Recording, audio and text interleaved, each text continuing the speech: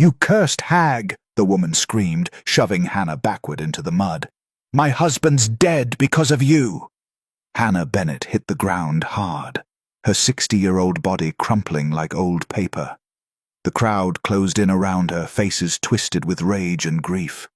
She tried to speak, to explain, but no one wanted to hear the truth. They wanted a villain, and in Riverside, California, 1885, a woman her age living alone was villain enough. It started 3 days earlier when Marcus Teller collapsed in her boarding house dining room. Hannah had served him stew, same as everyone else, but Marcus was the mayor's nephew, and when he died that night from a heart that had been failing for months, the town didn't blame his whiskey habit or his weak constitution. They blamed the old woman who'd fed him his last meal. Jordan Houston watched from across the street, his jaw tight. He'd come to Riverside to forget his past, to bury his grief in hard ranch work and silence. He hadn't planned to care about anyone again. But seeing Hannah on the ground, her grey hair matted with mud, while the town she'd fed for 20 years turned on her, something inside him cracked open. He stepped forward into the circle of accusers. His hands trembled at his sides. If you're watching this story unfold and wondering what happens when one person chooses courage over comfort, maybe you'll consider joining us here. Where you're watching from matters to me. Drop a comment and let me know. Your presence here means more than you might think. The sheriff raised his hand to strike Hannah. Jordan's body moved before his mind caught up. Jordan grabbed the sheriff's wrist mid-swing. The crowd went silent. Every eye turned to the stranger who'd been in town less than a month, the quiet rancher who kept to himself and never caused trouble. "She didn't kill anyone," Jordan said. His voice was low but carried across the street like thunder before a storm. Sheriff Morrison jerked his arm free, his face flushing red. "You don't know what you're talking about, Houston. This woman's been a blight on this town for years." "I know Marcus Teller," Jordan replied steadily. "I worked his ranch last month. He could barely walk upstairs without gasping. His heart was done long before he ate that stew." Hannah looked up at Jordan from the mud, confusion and hope warring in her weathered face. She didn't know this man, didn't know why he'd risk the town's anger for her. The mayor's wife pushed through the crowd, her black morning dress stark against the afternoon sun. "My nephew was healthy until he ate at her establishment. Everyone knows women her age carry death in their touch." Murmurs of agreement rippled through the gathering. Jordan felt the weight of their superstition pressing down like a physical thing. "Then arrest me too," Jordan said quietly. "I ate her cooking every night this week. If she's poisoning people, I should be dead." The logic hit the crowd like cold water. Some faces shifted from anger to uncertainty. Others hardened further, unwilling to release their need for someone to blame. Hannah struggled to her feet, mud coating her simple brown dress. "Jordan, don't—" "Come with me," he interrupted, extending his hand to her. "You're not safe here." She hesitated, studying his face. In his eyes, she saw something she recognized, the haunted look of someone who'd lost everything and was still trying to figure out how to keep breathing. She took his hand. The boarding house felt like a tomb. Hannah moved through rooms that had once hummed with conversation and laughter, now silent, except for the creak of old floorboards. Every boarder had left within hours of Marcus's death. 20 years of building trust gone in a single night. Jordan stood in the doorway, watching her gather her few possessions with shaking hands. The afternoon light caught the silver in her hair, and he was struck by how dignified she looked, despite the mud still clinging to her dress. "You should leave town," he said. "Tonight. Before this gets worse." Hannah folded a worn shawl with careful precision. "I've lived in Riverside for 32 years.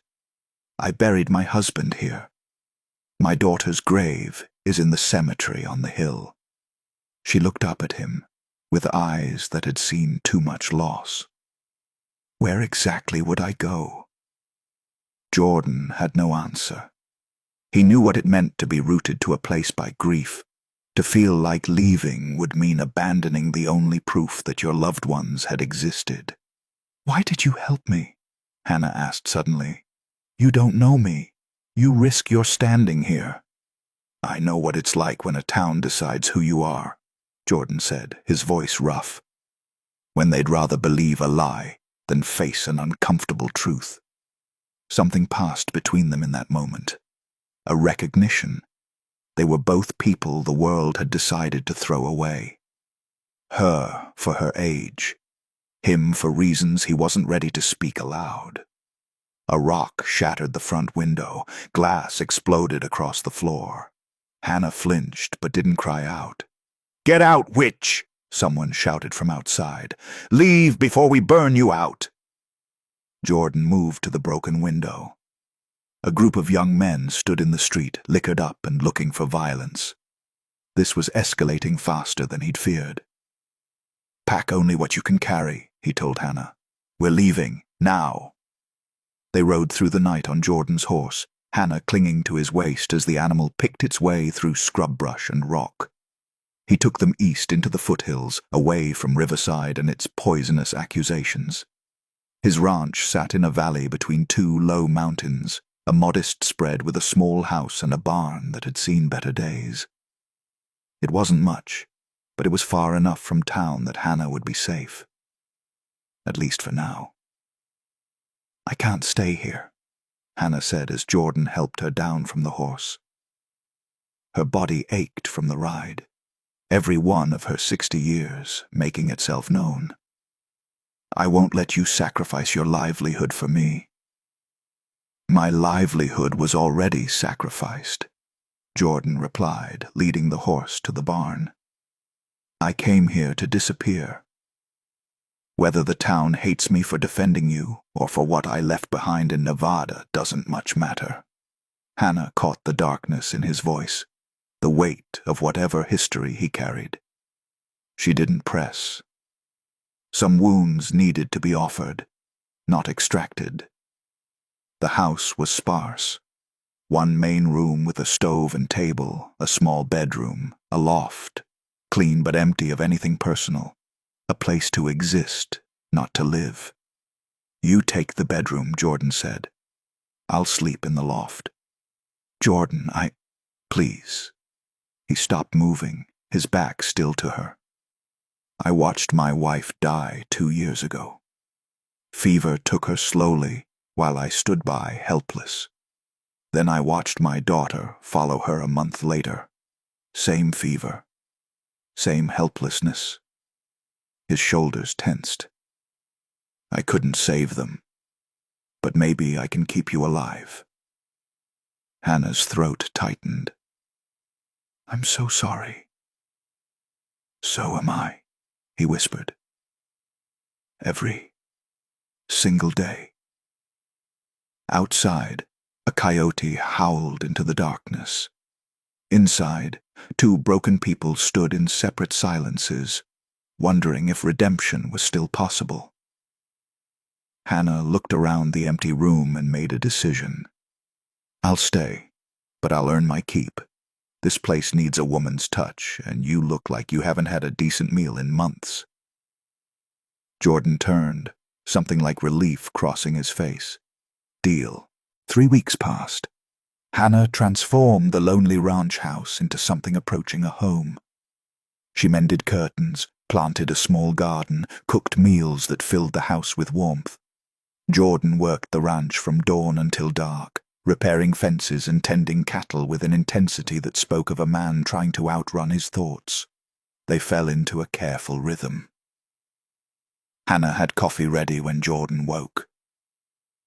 Jordan chopped wood and hauled water without being asked. They ate breakfast and dinner together, conversations growing longer as trust slowly built between them. But Riverside hadn't forgotten. Jordan went to town for supplies and returned with a split lip, and news that made Hannah's blood run cold. "They're calling you a witch," he said, setting bags of flour and beans on the table. "Saying you've cursed the town. 2 more people died this week. Natural causes, both of them. But they're blaming you anyway." Hannah sank into a chair. "Who died?" "Old man Patterson. He was 93. And Sarah Clemens's baby. Born too early. Didn't survive the night." Jordan's jaw clenched. "They're working themselves into a frenzy. The preachers feeding it, saying God's judgment has come because they tolerated wickedness." "I should turn myself in," Hannah said quietly. "Face whatever they plan to do. At least it would end. They'd hang you." Jordan's voice was flat, certain. "And it wouldn't end. They'd find someone else to blame next time something bad happened. That's what fear does. It needs to feed."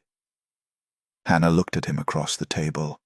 This man who'd risked everything for a stranger, who carried his own unbearable grief and still chose to shoulder hers too. If you're still here watching this story when so many would have turned away, I see you. Stories like this survive because people like you refuse to let them fade.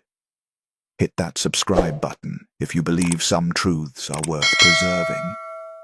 Comment where you're watching from. Your voice matters in ways you might not realize. "What do we do?" she asked. Jordan's eyes hardened with determination. "We prove you're innocent, and we make them face what they've become." Jordan rode to the cemetery at midnight, his lantern casting wild shadows across headstones. If he was right about what killed Marcus Teller, the proof would be here. He found Marcus's fresh grave and began to dig. The exertion felt good, purposeful.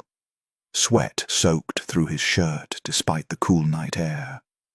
He'd learned in Nevada that truth often required getting your hands dirty. Sometimes, literally.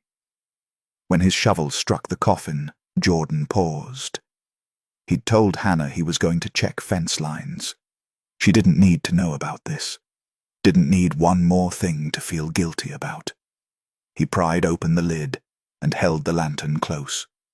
Marcus Teller's face was grey and sunken, but Jordan wasn't looking at his face. He examined the man's hands, his fingernails, the skin around his mouth. All showed the telltale signs Jordan had seen before. Arsenic poisoning, but not from Hannah's cooking, from something else. Something Marcus had been consuming long before that last meal.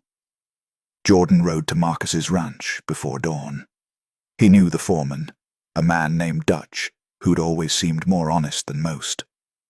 Dutch answered the door in his nightshirt, confusion turning to wariness when he saw Jordan's expression. "I need to know about Marcus's medicine," Jordan said, "the tonic he took for his heart." Dutch's face went carefully blank.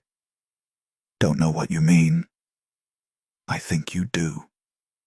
I think Marcus was taking something that was killing him slowly, and I think you might know what it was." A long silence stretched between them. Finally, Dutch stepped outside and closed the door behind him.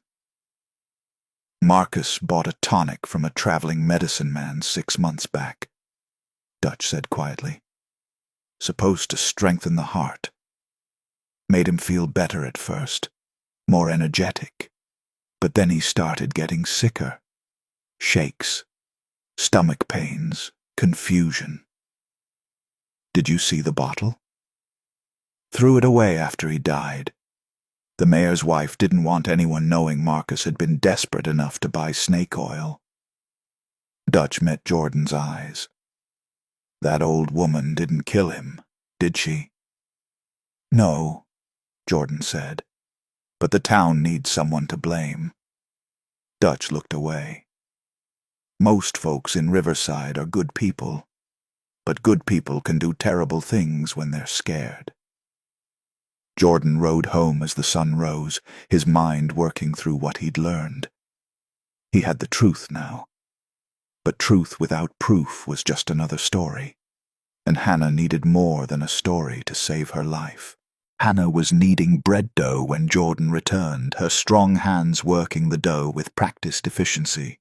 She'd been up since before dawn, unable to sleep, needing to keep busy. "You didn't check fence lines," she said without looking up. "Your clothes smell like dirt and night air." Jordan washed his hands at the basin. "I found out what killed Marcus Teller. Patent medicine laced with arsenic. He'd been poisoning himself for months." Hannah's hands stilled in the dough. "Can you prove it?" "Not yet. Dutch threw away the bottle. But if we can find the medicine man who sold it, or find someone else who bought the same tonic—" "Jordan." Hannah turned to face him, flour dusting her worn hands. "Even if you prove what killed Marcus, it won't change how they see me. I'm still an old woman living alone, still an easy target for their fear. Then we change how they see you." Jordan pulled a chair up to the table and sat down heavily. "We remind them who you were before Marcus died, what you meant to this town." "I meant nothing," Hannah said bitterly. "I was useful. There's a difference." "Is there?" Jordan asked. "You fed people for 20 years. How many travelers found a warm meal at your table when every other door was closed? How many new families in town found kindness when everyone else was too busy?" Hannah's eyes filled with tears she refused to shed. "I did what anyone would do. But they didn't do it. You did." Jordan leaned forward. "Hannah, you're not too old to matter. You're not too old to be worth fighting for, and I'll be damned if I let this town erase you because it's easier than facing their own guilt." The words hit Hannah like a physical blow. No one had said anything like that to her in years. Since her daughter died, since her husband passed, she'd been invisible. A convenience when needed, ignored otherwise. "Why do you care so much?" she whispered.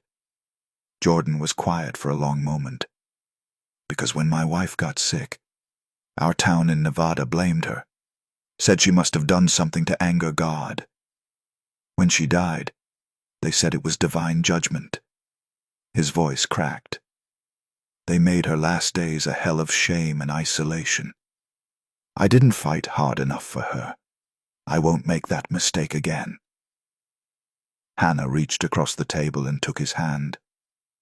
Two people bound by loss and failure, trying to forge something better from the wreckage. Outside, horses approached at a gallop. 5 riders surrounded the house, led by Sheriff Morrison. Jordan stepped onto the porch while Hannah watched from inside, her heart hammering. "She needs to come back to town," Morrison called out. "Face the community. Answer for what she's done." "She hasn't done anything," Jordan replied, his hand resting on the rifle leaning against the doorframe. "Marcus Teller poisoned himself with bad medicine. I can prove it." "Your proof doesn't matter," Morrison said. "The town has decided. The town has decided wrong." One of the other riders spat into the dirt. "You're harboring a witch, Houston. That makes you complicit." Jordan's laugh was hard and humorless. "A witch? In 1885, you hear yourselves?" "We hear a man who's been bewitched," Morrison said. "She's got her hooks in you, same as she had in Marcus. You're defending her against all reason." "No," Jordan said, his voice dropping to something dangerous. "I'm defending her because you're a mob dressed up as justice. Because you'd rather hang an innocent woman than admit you're terrified of things you don't understand. Like aging. Like women who don't need men to survive.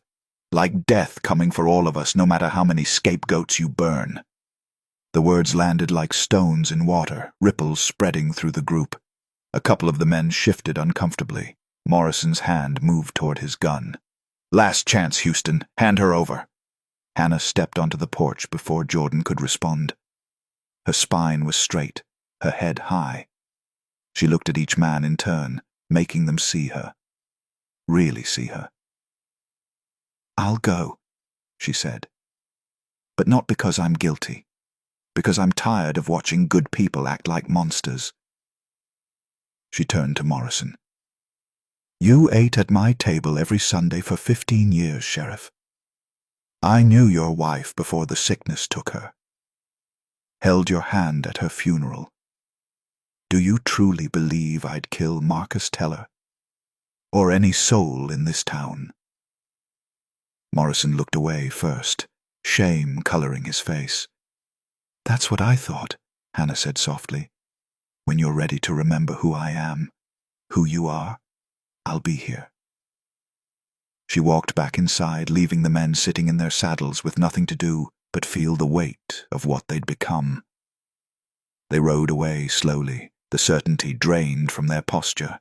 2 days later, a woman came to the ranch. She rode alone, a baby tied to her chest with cloth. Jordan met her at the gate while Hannah watched from the window.